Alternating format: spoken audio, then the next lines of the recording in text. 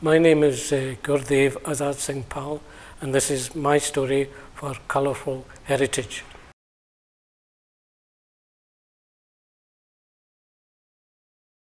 I was born in 1950 and born in Glasgow at Stobhill Hospital. My grandfather's name was Singh Pall, and they were stayed in the village of Glotia, which is a district of Diska of India, which now is Pakistan. The way to try and explain it is like you've got Glasgow, Pollock Shields, Pollock Shaws and Moss Park. So Diska was the main city. Thereafter, the two villages were very closely related. Was my grandfather's village was Glotia, and kind of historically my in-laws, or in fact my father's in-laws, they came from Pardewala. So that was the district area.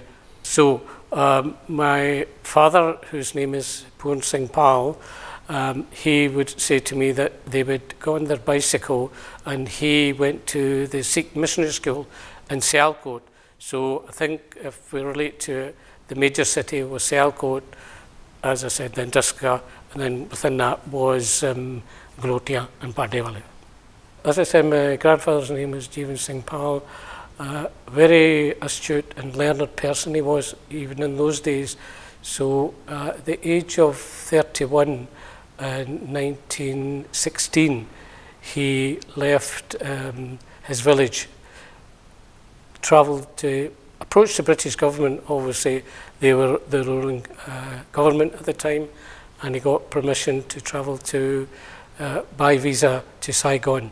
My grandfather's profession was palmistry, which is hand reading. So this is how the family, he provided sustenance for the family by doing this, which is part and parcel of what was always about with the community in Glotia. As I said, so grandfather, from the notes my father left, Singh Pall, is he travelled to Saigon, and within a spell of maybe 4 years, he was able to travel to Burma, then into Africa, and then eventually to Portugal. And I think when he arrived in Portugal, this would be probably around about 1936, 37, he got in touch with my father, and then they both travelled then into UK, arriving in somewhere in England. I'm not exactly sure where, but there's a small village called March. I've tried to look for it, but it's round about the London area, and a lot of the community were staying about there. So around about that time, they arrived in the UK. Going back to that time, it has been mentioned a few times that there were other Sikh gentlemen in the village who travelled to various countries. So I think from there the interest grew that if they've travelled, then it's an opportunity. So it was again appreciated by my great-grandfather. His name was Nanak Singh Muchal, my great-granddaddy. So, and at that time, great-granddad was one of the panchayat in the village. So they were quite learned at that time. I think it was, eventually, obviously, when they were in the continent, and again, this community were always travellers, and someone from there said, why not go over there? And they did arrive in the village there, and from that point, again through family and friends, there was always closeness within the community. It didn't matter what part of India at that time you came from. As soon as they were aware you came from India, it was like brothers and sisters. They were just happy, because people had travelled and may have been away for many years staying abroad. So from there, from my understanding, they both moved to Birmingham. Around about 38, around about that time, up to the 40s. And from there, from my dad's note, is that he, at that time, both were basically doing door-to-door salesmen, as the peddler licenses which they hold shows that this is what they were doing. Regarding my grandfather, Jeevan Singh Pall, I have one of his peddler licenses, which, believe it or not, was actually issued in Northern Ireland, Londonderry. Now, my understanding of that is that it was much easier for the community who wanted to apply for peddling licenses to travel to Londonderry and purchase these.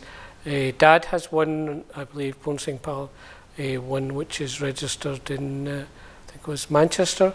Yeah, so they used what was available, obviously being learned, and obviously didn't want to create whatever it may have been the concern at that time for the community to approach people standing and acquire these licenses, because that was their present time lifeline to have a better family life and also support families back home. I think also at times for passing the driving test, Ireland seemed to be very friendly to them for whatever reasons.